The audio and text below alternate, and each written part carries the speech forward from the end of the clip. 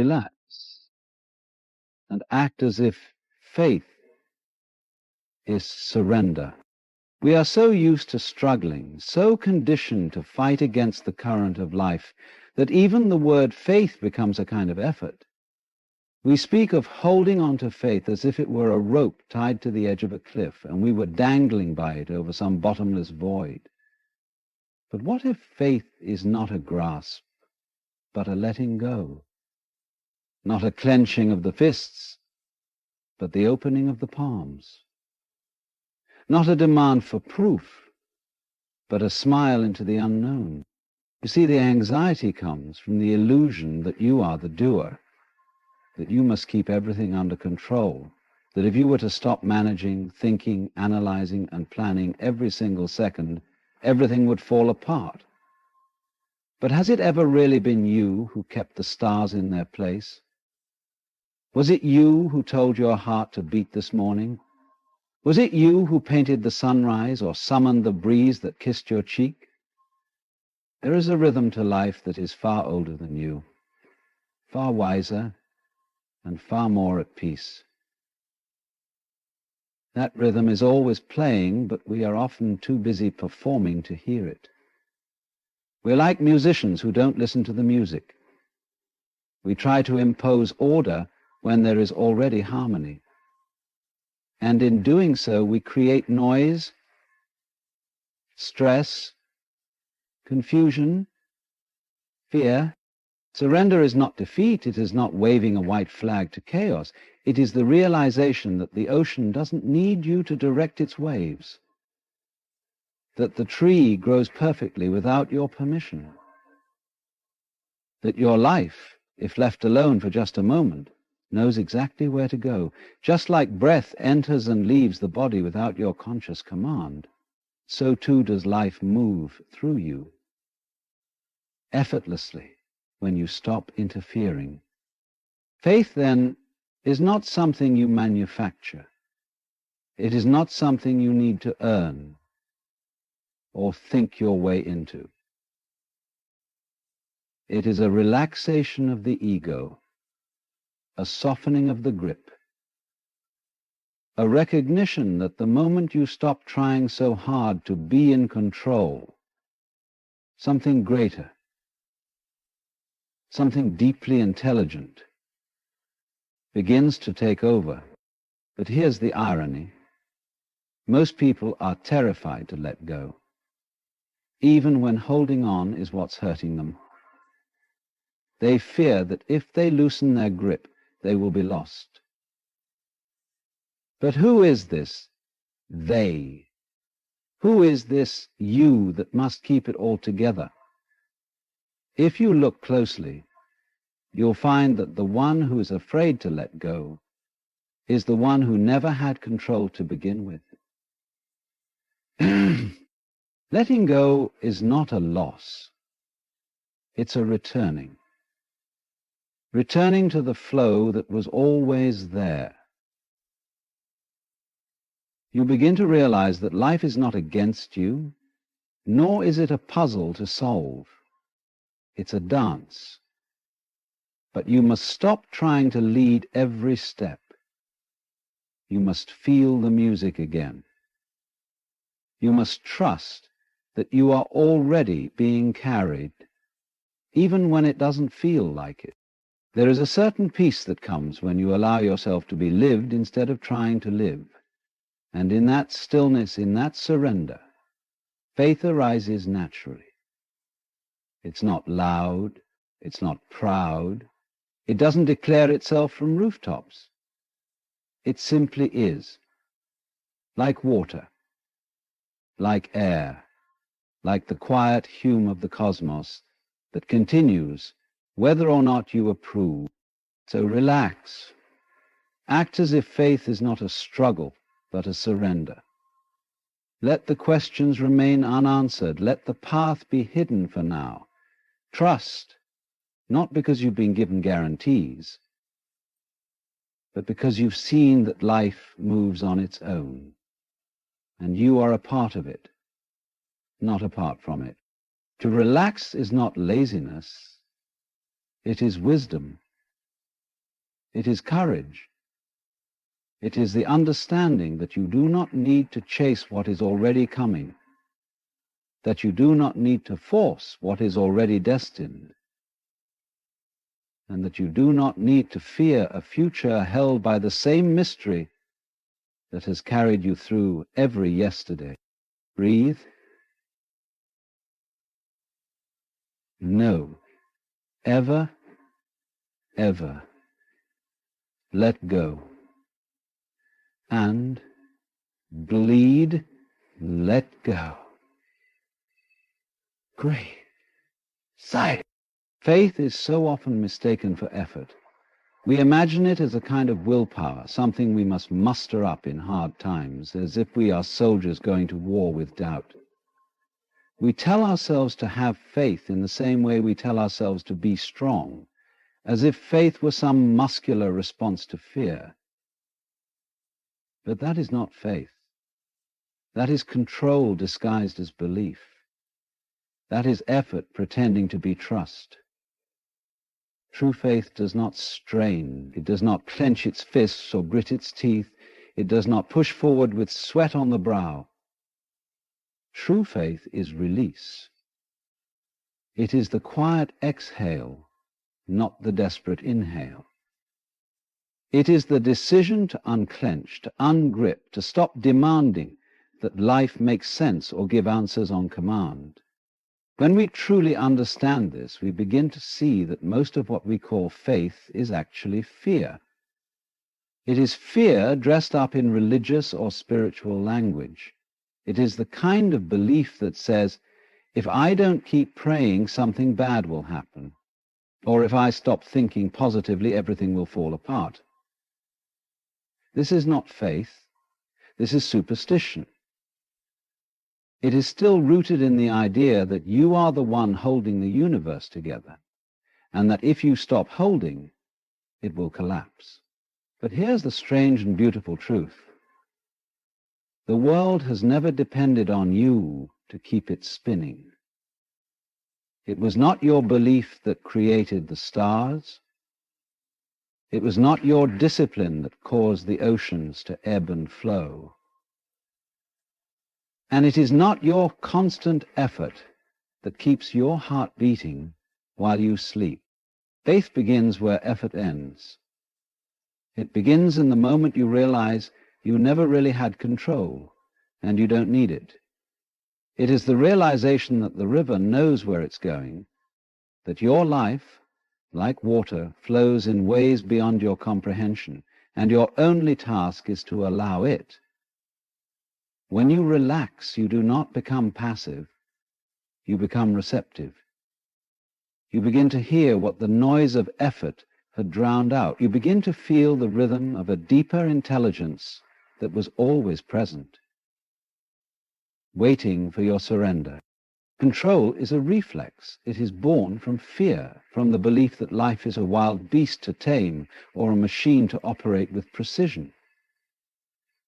But life is not a machine. It is not cold or mechanical or linear. It is wild, yes, but not in a threatening way. It is alive, it is organic. It breathes and pulses and dances, and when you try to control it, you end up missing its song. You miss its invitations. You become so focused on the map that you forget to enjoy the landscape, so focused on the outcome that you forget the miracle of the present. Now imagine for a moment that you are no longer in control. Imagine that you stop trying to manage everything, stop trying to predict what's next. Stop worrying about every little turn in the road. At first, this thought might terrify you. You may feel naked, vulnerable, exposed. But then something strange happens. You begin to feel light. You begin to feel space where there used to be tension. The burden of control starts to lift.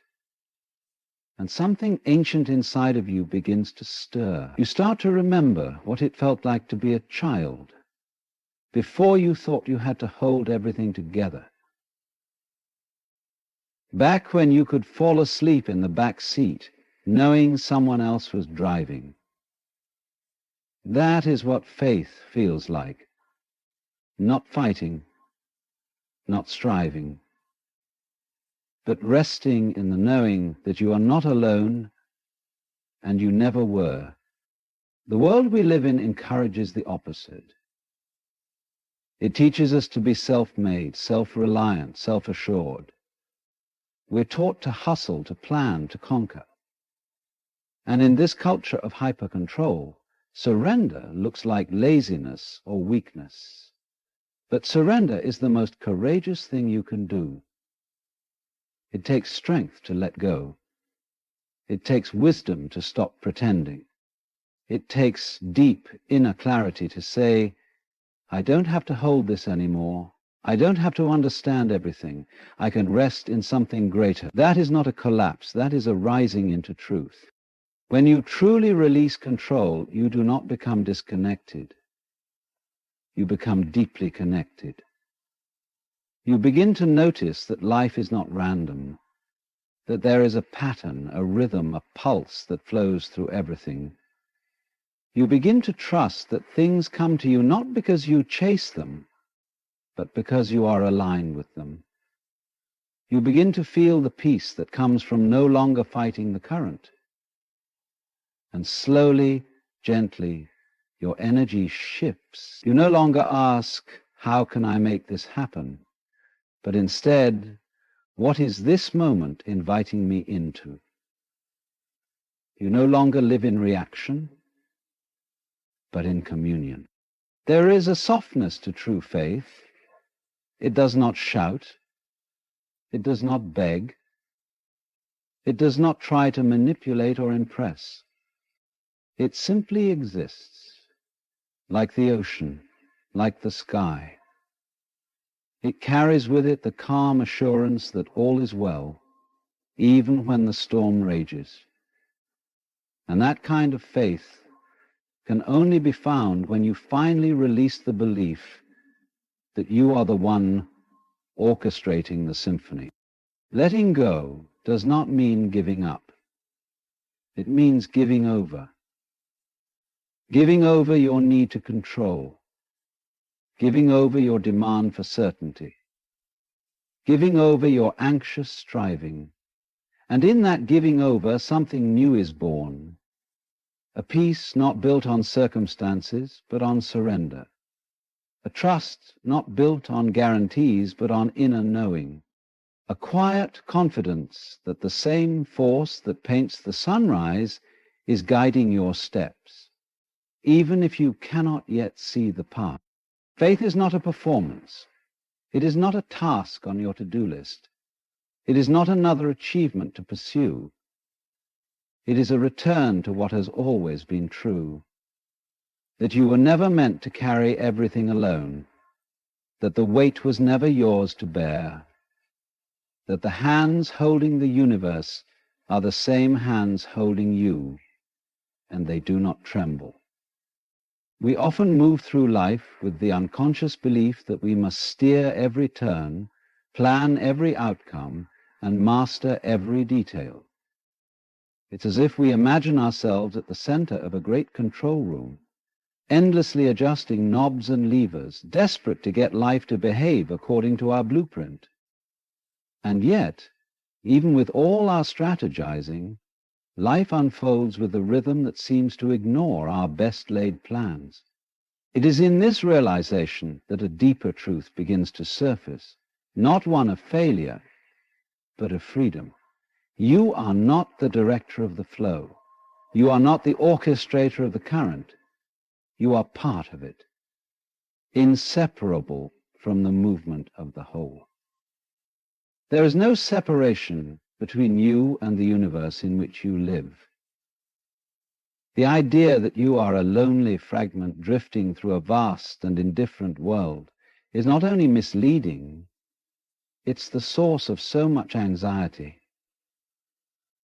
Because if you believe you are separate, then everything must be controlled.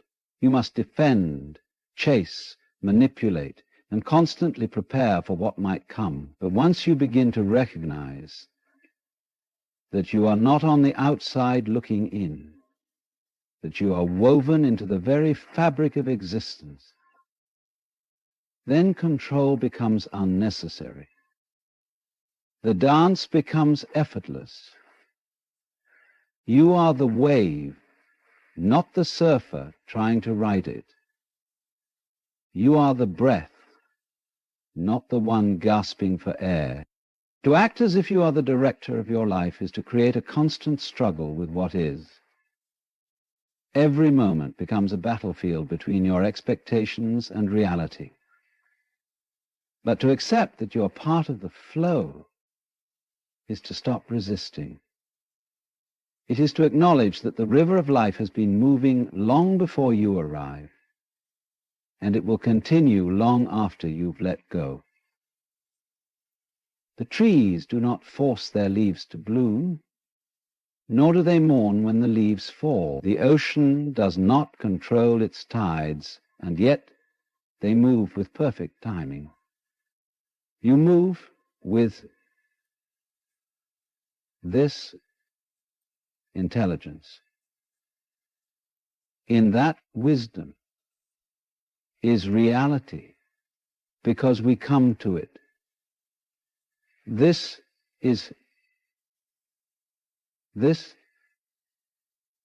unless this is reality, because we come to it.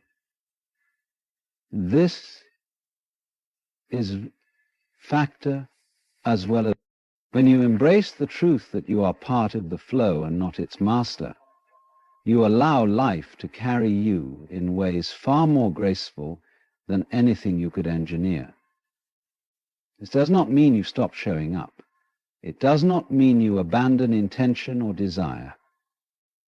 It means that you recognize the limits of your ego, and in doing so you open the door for something greater to move through you. There is a profound difference between trying to force something to happen and being attuned enough to respond when life nudges you in a direction. We are taught from a young age to be self-reliant, to make things happen, to take charge of our destiny. And while there is value in responsibility and intention, there is also a quiet wisdom in yielding not in weakness but in alignment, yielding not as giving up but as tuning in. The seed does not strain to become a tree. It simply follows the unfolding that has been etched into its being. You too have an inner unfolding, a wisdom that does not shout but whispers. And it can only be heard when you stop shouting over it with your fear, your plans, your incessant need to know what's next. To be part of the flow is to develop an intimacy with the present moment. It is to become aware of the subtle currents beneath your thoughts. It is to listen not just with your ears, but with your whole being. It is to trust that life is not something happening to you, but through you. And once you realize this, something shifts. You begin to let go of the exhausting effort to be in control, and you start to participate in the unfolding of life with grace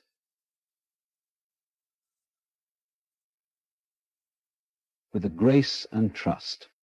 You begin to see that the universe is not cold and mechanical, but intelligent and alive, that behind the randomness there is order, that behind the chaos there is rhythm, and that your task is not to force the rhythm to match your song, but to learn the steps of the dance that has already begun. When you do this, you move with a lightness that cannot be faked. You no longer drag your life behind you like a heavy load, but ride its waves with openness and wonder. The fear of losing control is natural.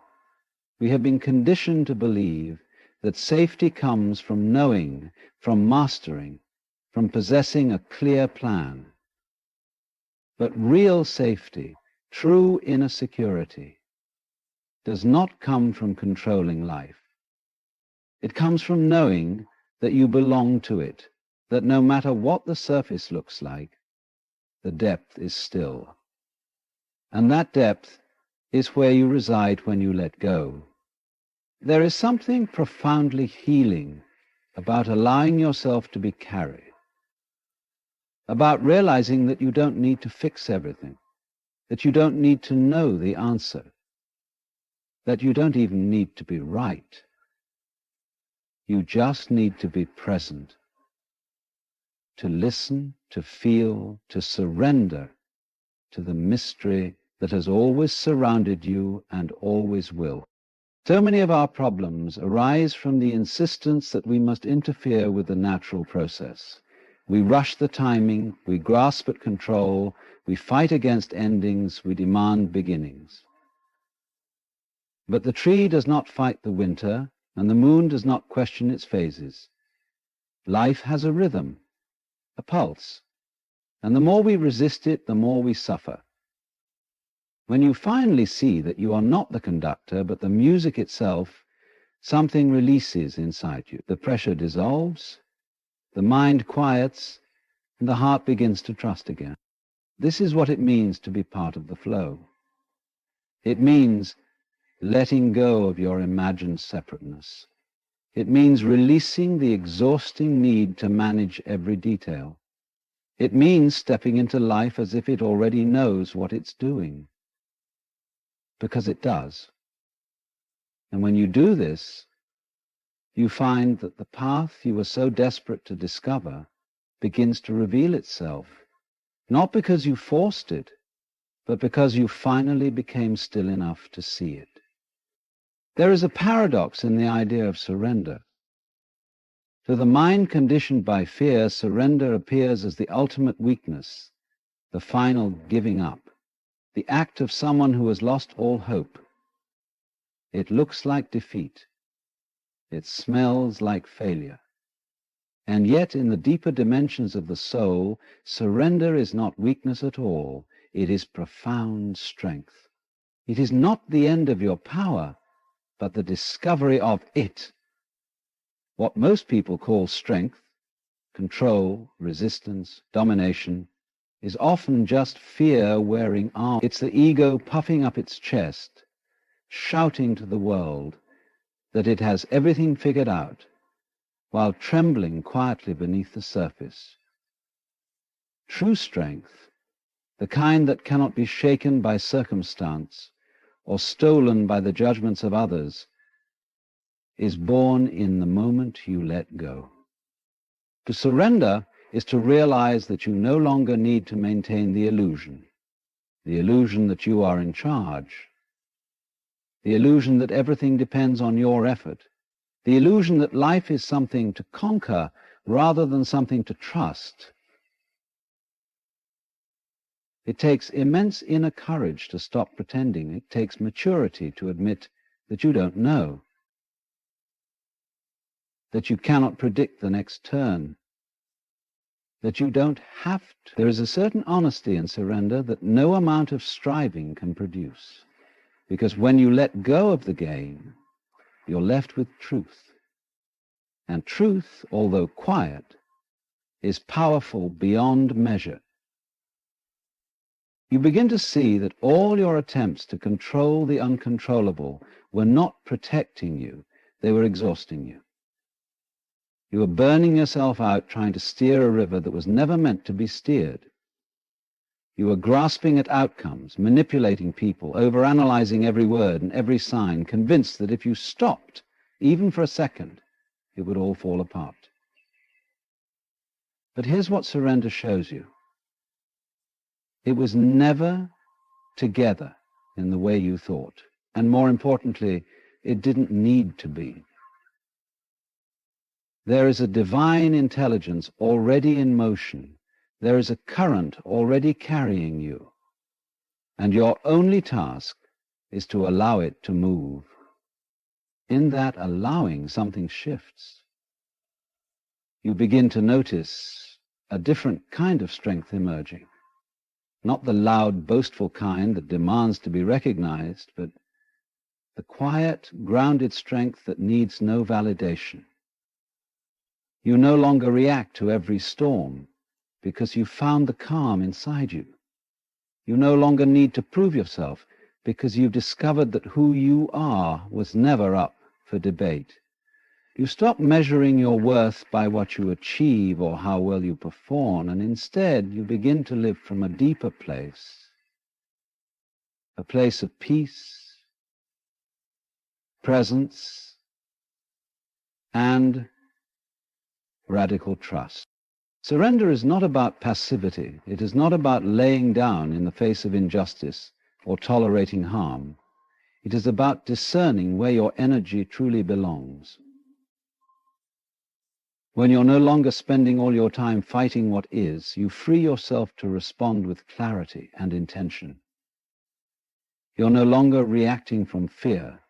You're acting from awareness. And this kind of action is far more powerful than anything driven by panic or pride. It takes strength to pause when everything in you wants to control. It takes inner power to choose trust when the future is uncertain. It takes a warrior's heart to say, I release this. I no longer need to carry it. I no longer need to force this door open. And in doing so, you find that life begins to open in its own time, often in ways you could never have imagined. Surrender creates space for the miraculous, because it removes the barriers that your ego has constructed. It makes room for what is real, because it no longer clings to what is not. And this strength, the strength of surrender, is not something you develop overnight. It's not a lesson you learn once and master forever. It's a practice, a returning. Every day you're given opportunities to let go, to relax into what is, to choose trust over tension. And every time you do, you strengthen that inner anchor. You train yourself to listen, to flow, to breathe again. You begin to remember what you once knew as a child. When you surrender, you don't become less, you become more attuned, more alive, more in harmony with the pulse of existence. You start to notice that life is not something happening to you, but through you. That you are not separate from the unfolding, you are the unfolding. And in that realization, fear loses its grip. Anxiety begins to dissolve. Because how can you be afraid when you realize that you are not alone, that you are held not by force, but by love? There's a softness to those who have surrendered, a quiet power. You can feel it in their presence. They are not trying to impress you. They are not trying to convince you of their worth. They have stopped the performance. And in doing so, they have tapped into something far more authentic, something eternal. They live with open hands instead of clenched fists. They speak with intention rather than urgency. They move through life not as victims of circumstance, but as participants in a sacred dance. We often think surrender will make us disappear, that if we let go, we'll become invisible. But the opposite is true. It is in surrender that we become visible for the first time, not as the masks we wear or the roles we play, but as the soul that was always there beneath the surface. And when that soul begins to lead, when that deeper self begins to emerge, you find that the life you were trying to chase begins to find you. Surrender is the gateway to peace, but it is also the doorway to unimaginable strength. Because once you stop resisting life, you begin to flow with a power far greater than your own. You become aligned with the intelligence that breathes stars into existence and brings waves to the shore. You realize you don't need to manipulate life. You only need to trust it. And that trust, that surrender, is the fiercest kind of power there is. Letting go is not just a spiritual concept or poetic metaphor. It is a direct path to inner peace. We carry so much tension in our lives, so much invisible weight, not because life itself is unbearable, but because of the resistance we create against it. We don't realize how deeply we're holding on until we finally release. And in that release, something extraordinary happens. The mind begins to quiet, the body softens, the heart finds its rhythm again. Letting go is the return to your natural state, the shedding of all the effort, control, and fear that cloud your perception. It doesn't happen through force, it happens through trust. And when that trust arises, even for a moment, peace follows like a silent companion, asking nothing in return but your willingness to rest. So many people live in a constant state of psychological tension because they believe they must be constantly doing, fixing, figuring out. There's a script running in the background of their minds that says, if I relax, I'll lose everything. If I stop trying, things will fall apart. That inner voice never stops. It creates a low-grade anxiety that feels normal because it's always been there. But just because something is familiar doesn't mean it's true. That voice is not truth. It's fear dressed in reason. It is the child inside you who once believed the world would collapse without their vigilance. But you are not that child anymore.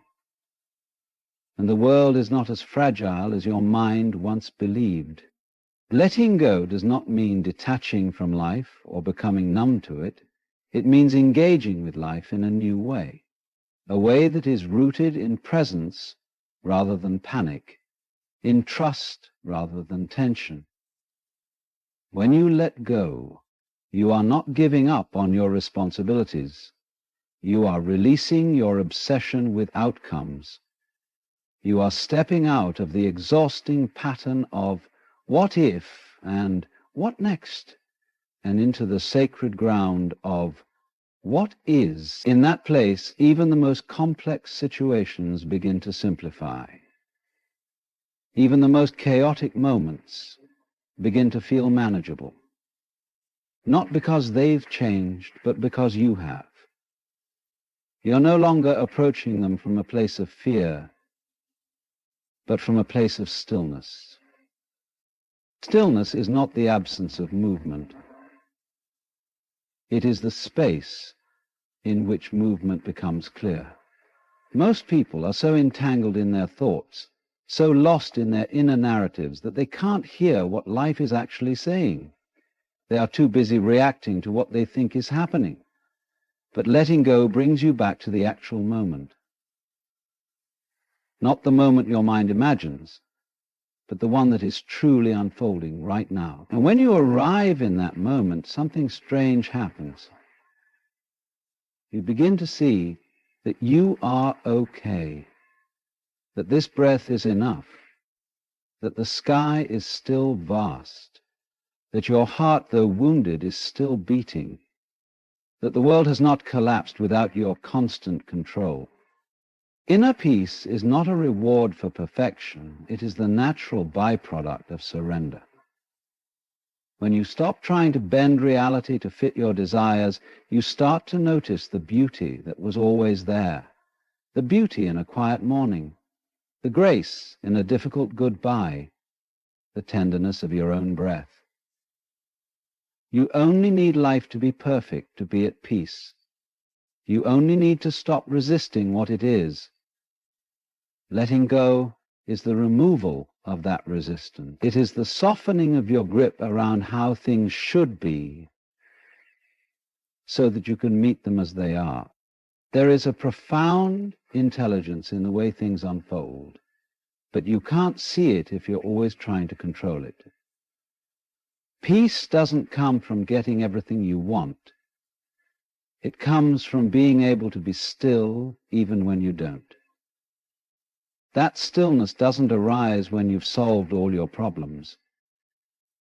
It arises when you realize you don't need to solve everything right now.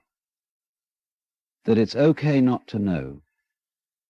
That it's okay to rest. That the world doesn't need your constant supervision to keep turning.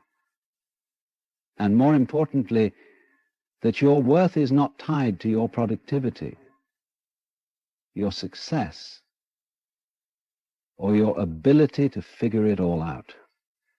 When you let go, you stop searching for peace in the external world and start discovering it inside yourself. You begin to see that no amount of achievement or validation will bring you the stillness that surrender provides. You may chase it for years, convincing yourself that if you just reach that next goal or fix that last mistake, you'll finally feel okay. But peace is not in the next achievement. It's in the release of your grip on needing anything to be different than it is right now. Letting go is not a one-time act. It is a practice, a moment-to-moment invitation. You let go every time you choose to breathe instead of panic. Every time you forgive instead of hold on. Every time you trust instead of control. These small acts accumulate, and over time they become your new way of being. They become the default, not the exception. And when that happens, you begin to move through the world differently, not with the frantic energy of someone trying to survive, but with the quiet confidence of someone who knows they are already supported. Peace is not something you find. It's something that's revealed when you stop covering it up with your tension, your fear, your mental noise. And the only way to reveal it is to release. Let go of your stories. Let go of your attachments. Let go of the belief that your safety lies in control. It never has. Your safety lies in your awareness, your presence, your connection to something deeper than your thought. And that connection is always available. There is a grace in this kind of living, a grace that flows not from effort, but from trust. And when you trust, when you truly trust, you don't need to force the next step. You don't need to rush toward the future. You simply rest. You breathe. You listen. And in that sacred space, peace emerges. Not as something you create, but as something that has been waiting for you all along. You are already being carried by life, whether you recognize it or not. This is the quiet truth hidden beneath all the noise, all the worry, all the scrambling for control. We spend so much time trying to hold everything together, trying to make things happen, trying to avoid disaster. And yet, if we were to pause for just a moment, we'd see that there's a force already at work, sustaining us without any effort on our part. Your heart beats without instruction. Your lungs draw breath without being told. The earth spins, the sun rises, your body repairs itself, and none of it is because you're making it happen. Something deeper is always moving on your behalf. But the mind resists this. It doesn't trust the idea that things can unfold without its involvement. It has been trained to believe that vigilance equals safety, that the more it analyzes, plans, predicts, and worries, the more it can avoid pain.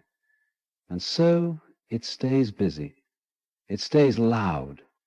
It pretends to be the one pulling the strings. But there comes what would it feel like if for just a moment you drop the idea that time is something happening to you, that it's not a ticking enemy you're constantly racing against? What if this moment, yes, this very one, is not a fleeting interruption on your way to something more important, but the whole show, the full dance of the universe expressing itself exactly as it must. And here you are sitting in it, breathing in it, playing your role not as a victim of time, but as its author. You see, we often treat life as though we're on our way somewhere else, deferring joy, deferring being. But time isn't a corridor. It's a canvas. And you're not a pawn being pushed along some divine conveyor belt. You are the rhythm, the beat, the breath of now. So act as if this time is yours, because in truth it never belonged to anyone else. Not your past, not your future, only now exists, and you are already it. You are never given time to use up like a commodity. You are time unfolding. You are the pulse of presence, the echo of eternity wrapped in the illusion of a clock. When you act as if this time is yours, you begin to notice something strange and beautiful. The tension begins to dissolve. The chasing slows. There is a kind of sacred mischief in realizing that there's nothing more to get to, nowhere else to be, because wherever you are, that's precisely where life is blooming. To act as if this time is yours is not arrogance, it is humility. It is stepping out of the role of someone seeking approval from some abstract authority and stepping into the role of the universe playing human, dancing its brief, unrepeatable dance. It's not about claiming control, but about embodying flow, about ceasing to grip so tightly and beginning at last to glide. And so the invitation is not to wait. It's not to prepare yourself endlessly for some grand moment to come. It is to act as if this is it, because it is. This isn't a rehearsal, and it isn't a mistake. It is the only thing that ever truly exists. This moment, this breath, this you. Time has always been presented to us as something that exists outside of ourselves, a ticking clock, a flowing river, a countdown toward death or achievement. We grow up believing that we move through time like travelers in a car driving down a road. Past is behind us, future ahead, and the present a fleeting, fragile instant slipping through our fingers. But this notion, while useful for organizing the world, is not the truth of our being. It is a mental construct. In reality, time is not something you pass through. Time is what you are. You are not in time. Time is in you. You see, the illusion begins when we identify as separate from the flow of life. We say things like, I don't have enough time, or time is running out. And in doing so, we turn time into a tyrant, an oppressor that dictates our worth, our productivity, our freedom. But ask yourself, who set the clock? Who decided what counts as a waste of time or a good use of it? The answer lies not in some universal authority, but in the collective agreement of minds that have forgotten their true nature. Because in the deepest sense, time isn't a force acting upon you. It is an aspect of your own consciousness playing out. There is no objective second ticking away behind the scenes of the universe.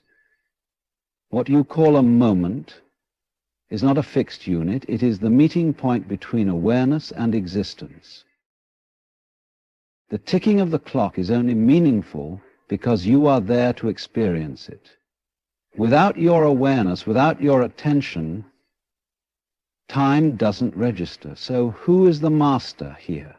If time depends on your observation to exist meaningfully, then the entire structure of past, present, and future, bends to your perception. When you look at a tree blowing in the wind, or hear laughter echoing in a room, you are not witnessing a timeline, you are experiencing you. The tree, the wind, the sound, they all happen in your field of awareness, which is timeless. You've never stepped out of the now, not even once. The idea of a minute ago or tomorrow is only a thought occurring in the present. It has no substance outside of your imagination. The story of time is born in thought, and you are the thinker, the dreamer, the one weaving the tale of before and after. The tragedy of our misunderstanding is that we act as though we are victims of time, caught in its flow like leaves on a river. We panic when we think we're running out of it, feel guilt when we waste it, and spend most of our lives racing against it. But have you ever stopped to notice that time never actually runs out? Every single moment of your life has always occurred in the present. Even when you are remembering now. You know, when you're anticipating now. The entire illusion of time passing is built on the foundation of a still point that never moves. Your awareness.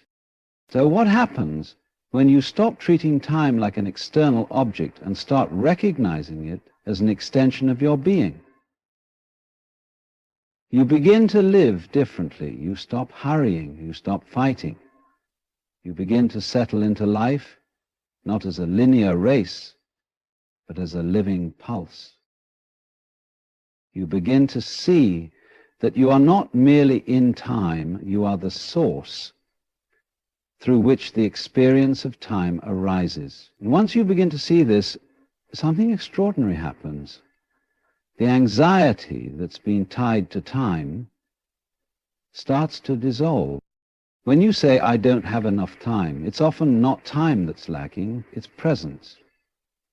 You are scattered, distracted, reaching for a future or clinging to a past, and so the richness of now escapes you. But when you embody the understanding that time is something you generate through attention, then presence becomes your superpower. You stop trying to manage time and begin to be time. That's what it means to act as if this time is yours, not that you control some external clock, but that you are the very measure by which moments are made meaningful. This doesn't mean you abandon calendars or clocks or responsibilities.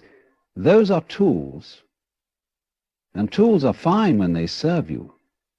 But when you serve them, when you let them dictate your experience, you become a servant to a fiction.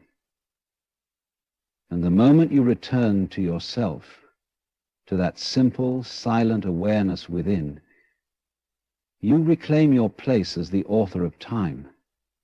You reclaim your being. What if you were not running out of time, but rather waking up within it? What if the real truth is that time isn't carrying you toward death, but flowing through you as life? To recognize this is not merely to think differently. It is to feel differently, to inhabit the world in a new way. You walk slower. You breathe deeper. You no longer act as though something more important is coming later. You realize that nothing can ever be more important than this. This taste, this breath, this heartbeat, this moment.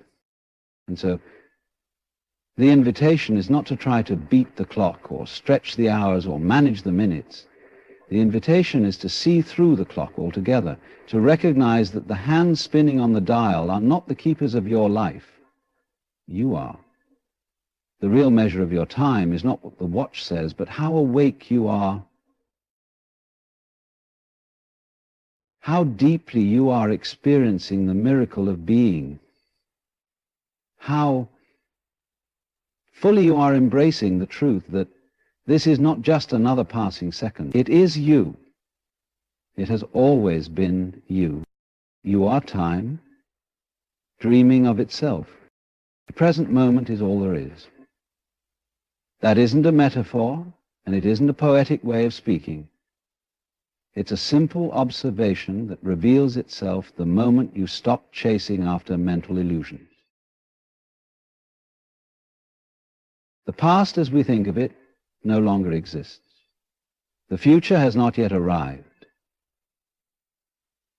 And yet we live as though the present is some narrow bridge between the two, some unstable, fleeting sliver of time we must cross quickly to reach something more solid. But what if it's the other way around? What if the present isn't a bridge, but the entire landscape, and the past and future are just thoughts, echoes and projections within it? You've never actually experienced anything outside of now. Every memory you've ever had was recalled in the present. Every plan you've ever made was imagined in the present. Even when you drift off in thought, even when you dream or reflect or fantasize, those experiences occur within the container of this single ongoing moment. So this isn't just philosophy, it's direct experience. It's what's always been true whether you are paying attention to it or not. The present is not what comes between things, it is the thing. And yet, we rarely live in it. We are constantly turning away, mentally leaning forward into the future, rehearsing conversations, anticipating problems, or pulling backward into the past, replaying what went wrong, who said what, or how we might have done it differently. In doing so, we miss what is actually happening. We miss life. We walk through it in a kind of trance, always trying to get somewhere else. And so we mistake this moment as a means to an end, an obstacle, a preparation, a task to endure, rather than an experience to inhabit. But the present does not require your effort to be important. It simply is. It does not wait for you to assign meaning to it. It unfolds, breathes, and exists with or without your permission. And the irony is, while we search endlessly for peace, meaning, clarity, these things can only be found now. Not tomorrow, not someday, now. Because now is the only place they've ever lived.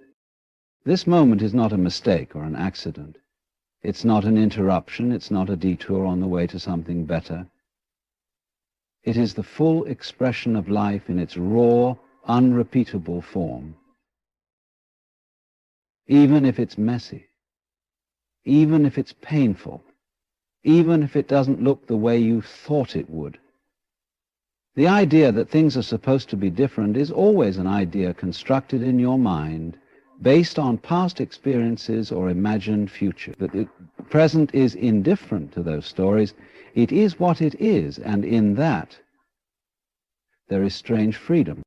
To be fully present is not to escape reality. It's to finally meet it. It is to stop resisting, stop interpreting, stop mentally labeling, and just feel, just see, just be. It doesn't mean you turn off your mind or forget your responsibilities. It means you stop letting thoughts pull you out of your own life. You come home to the only place that's ever real, here. And in doing so, you begin to see the richness you've overlooked. You hear the sound of the wind in the trees. You feel the subtle texture of your breath. You notice the way your body rests against the chair. These are not small things. They are life itself. When you stop trying to escape the present moment, it opens up like a flower. You realize it contains everything: joy, sorrow, stillness, motion, silence, laughter, confusion, clarity. And you're allowed to experience it all. There's no need to edit or control it. You don't have to make this moment prettier, smarter, or more exciting. You just have to show up. You just have to stop pretending you're somewhere else. The tragedy is not that we grow old or that time moves quickly. The tragedy is that we spend most of our lives absent from our own experience. We are so busy chasing the next thing, fixing the last thing, managing time like it's a resource to be controlled, that we forget time is only ever experienced now. And in forgetting that, we forget ourselves. We become strangers to the only reality we ever truly had. And yet at any moment we can return. There is no spiritual path more direct than simply paying attention. Look around. Right now, in this very instant, everything is whole. Nothing is missing, nothing is broken. Your breath rises and falls. The air moves gently through space. Light shifts across the room. This is not filler. This is it. The whole universe somehow is expressing itself through this very scene. Through your eyes, through your skin, through your awareness. You are not watching life from the outside. You are what life is doing in this form, in this place, in this time. And the only thing keeping you from realizing that fully is the belief that something else is more important than now.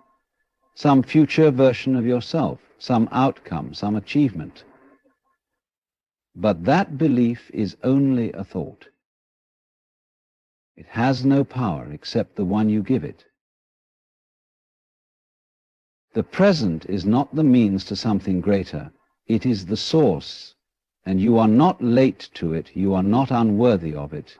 You are already here. You always were. Even your restlessness, even your doubt, even your longing to be somewhere else is something happening now. So why fight it? Why push it away? What if you could simply observe it, allow it, feel it, without turning it into a problem? That is the beginning of presence. Not perfection, not endless bliss, but honesty, aliveness, openness to what is. The mind will always try to pull you forward or backward. That's its habit, its training. But you don't have to follow it. You can notice the thoughts without becoming them. You can let them pass like clouds across the sky. The sky does not try to catch the clouds. It does not struggle to hold on to the sun or push away the rain. It simply holds everything. And in the same way, your awareness can hold this moment exactly as it is, without judgment, without resistance, without needing it to change. And so you begin to live differently. Not slower or faster, not richer or poorer, but deeper. You begin to see that what you were chasing was never in the future. It was always here, waiting for you to notice, waiting for you to stop running, waiting for you to return to yourself, not as an idea or a role or a name, but as presence, as being, as now. To act as if this time is yours, you must step into the dance of life as though you already belong, without needing to earn your place. And the only thing that ever stood between you and that belonging is the illusion that you don't. You were not born into this world as a stranger to it. You are not some isolated fragment cast into a vast and indifferent universe. You are the universe noticing itself in human form, and your life is not separate from existence. It is existence expressing itself in a unique, unrepeatable pattern. So the invitation is simple: to participate, not as someone trying to get it right, but as someone who remembers that being here at all is already enough.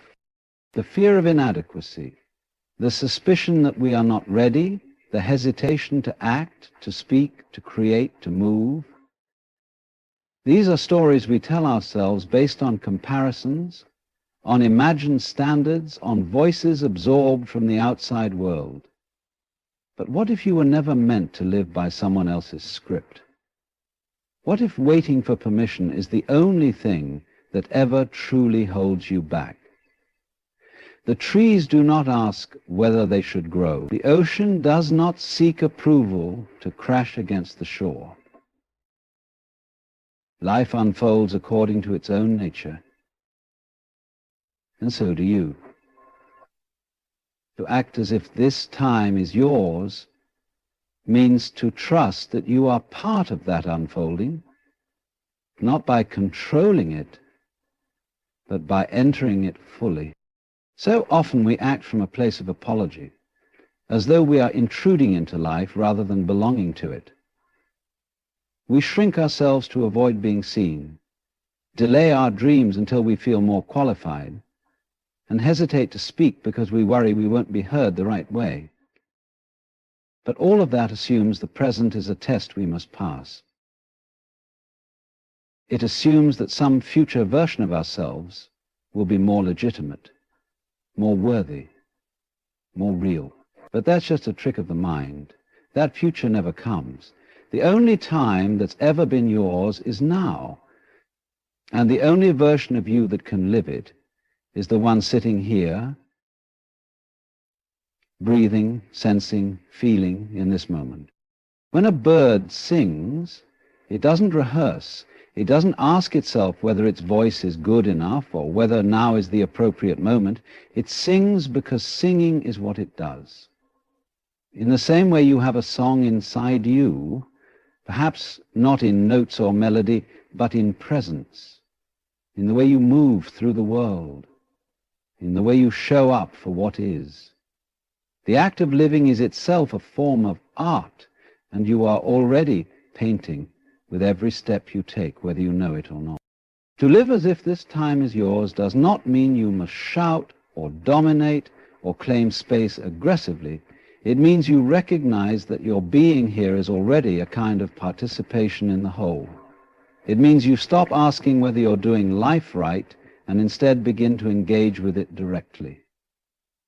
You speak because you have something to say, not because you're sure it will be perfect.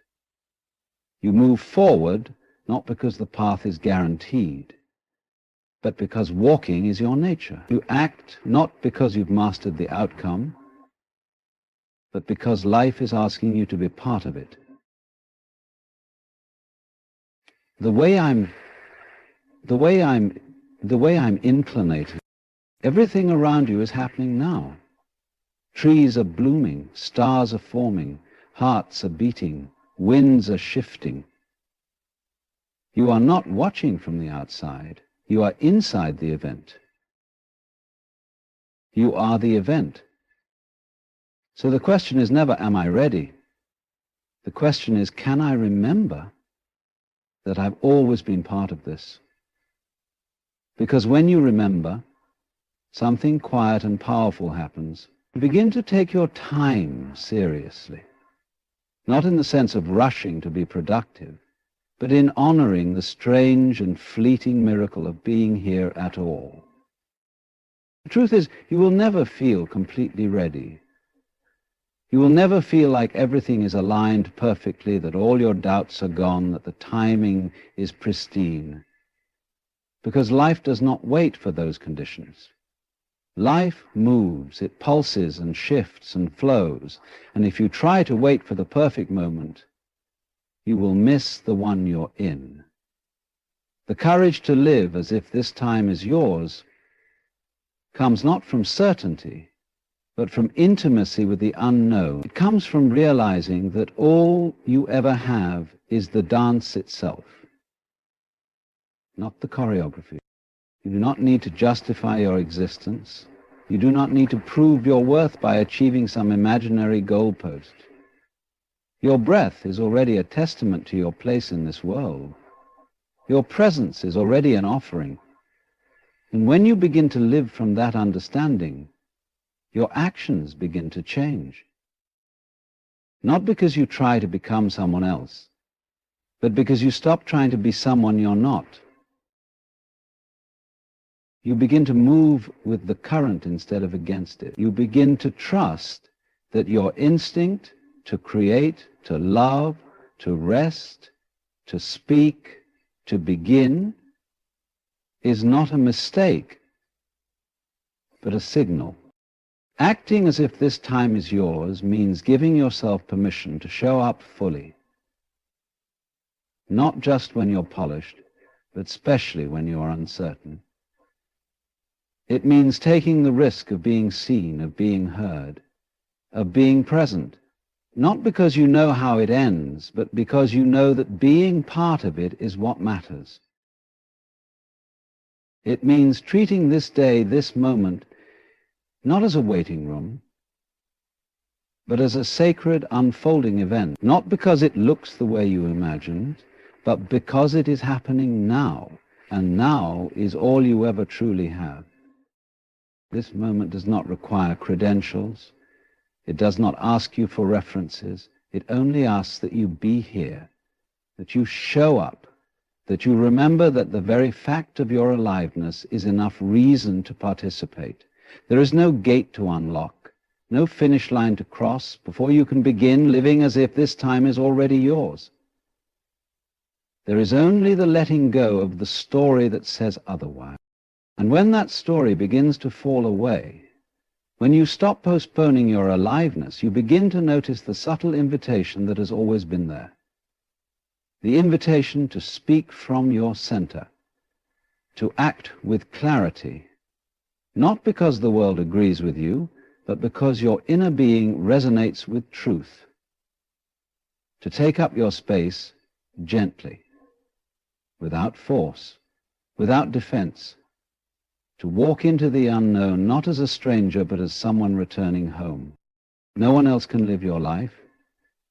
No one else can make your choices, feel your feelings, take your breaths. This life is your thread in the tapestry. And you don't have to weave the whole thing, you just have to let your part be true. That's what it means to live as if this time is yours. Not to control the pattern, but to know you belong in it. And so you take the step. You speak the word, you write the sentence, you offer the kindness. You breathe. Not because you're certain, not because it's guaranteed, but because you're here. And being here is the only real authority you ever needed. You have been conditioned to think of time as something you chase, as if it were always running just ahead of you, demanding you hurry or else be left behind. You are taught to plan, to prepare, to organize your life in neat boxes labeled past, present, and future, as if the present were merely a bridge between what was and what might be. But this idea is a trick. Time isn't a line you travel across. It is not something outside of you. It is not something to be managed, captured, or controlled. The truth is, time is a dimension of your being, woven into the very fabric of your presence. And when you begin to act as if this time is yours, you awaken to the illusion that you are ever separate from it. This time is not something given to you in fragments. It is not a scarce resource being rationed out by the ticking of a clock. It is not something you must use efficiently to justify your existence. You are not here to earn your place through productivity. You are here to live. And living does not happen in abstract schedules or imagined futures. It happens here, now, in the space where breath moves in and out, and the warmth of sunlight on your skin, in the glance shared between two people, in the silence between your thoughts. This fleeting, pulsating, ungraspable now is where your life is taking place. And you are not an outsider observing it. You are it. But your mind, clever as it is, creates distance. It whispers that you are behind, that you're late, that you should have done more by now. It speaks in terms of lack, of what's missing, of where you ought to be. It tells you that the present is not enough, that the real thing is always elsewhere. And you believe it. You rush, you strive, you try to fit into a schedule that was never meant to hold your soul. You think, once I get there, once I finish this, once they see me, once I prove myself, then I can relax, then I can live. But that moment doesn't come, because it never existed. The only time that has ever been real is now. The only place life can ever touch you is now. So when you act as if this time is yours, you are not becoming arrogant or indifferent. You are waking up. You are realizing that this moment does not require justification, that your breath doesn't need permission, that your being is not dependent on achievement. You begin to see that presence is not something you earn through hard work or moral superiority. It is your natural state, your original knowing. To reclaim your time is to reclaim your power. Not the kind of power that controls others, but the quiet strength of alignment with reality. When you are truly here, when you stop running from moment to moment, you begin to notice what has been waiting for you all along. The texture of the air, the sound of your own heartbeat, the way the light shifts across the room, the small gestures of kindness that pass between strangers. Life becomes vivid, not because it changed, but because you finally stopped trying to outrun it. And with this clarity comes a profound shift. You begin to act from presence, not from panic. You speak because it is time to speak, not because silence feels unsafe. You move when movement arises naturally, not because stillness feels like failure. You learn to trust the rhythm of your own aliveness. You begin to honor the seasons of your energy, the natural rise and fall of your inner world. You realize that rest is not laziness, but a sacred part of the cycle. You stop measuring time in terms of output and begin to feel it as a current moving through you. When you truly inhabit your time, you no longer need to rush into the next thing. You can listen more deeply, love more fully, and create without desperation. Your work becomes an offering, not a transaction. Your relationships become sanctuaries, not strategies. You stop trying to control the river and learn to float in it. And in this floating, you find an unexpected kind of freedom. Not the freedom of escape, but the freedom of arrival. To act as if this time is yours is not to declare ownership in the usual sense. It is to dissolve the illusion that time can ever be possessed or lost. You begin to see that what you called your life is not some distant goal to be reached, but a continual unfolding, a process, a mystery. You are not meant to conquer it, you are meant to experience it. And so you slow down. Not out of laziness, but out of reverence. You become intimate with the ordinary. You drink your tea and actually taste it. You look at a leaf and see its veins. You listen to someone speak without planning your reply. You laugh not to impress, but because something real moved through you. You cry, not because something broke, but because something finally opened. time stops being a measurement and becomes a melody. And in this melody, you find yourself becoming whole again, not perfect, not fixed, but whole, as in undivided. You no longer see your past as a chain around your ankle, or your future as a prize just out of reach. You begin to realize that everything that ever happened is part of this moment.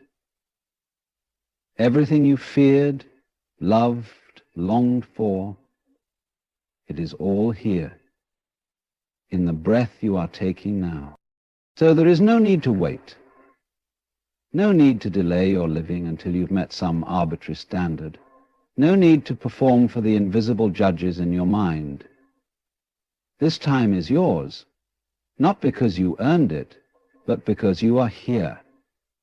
This second is not asking for perfection, it is simply asking for presence. And presence is something you already know how to give. You were born with it. Perhaps everything is lost in the flow.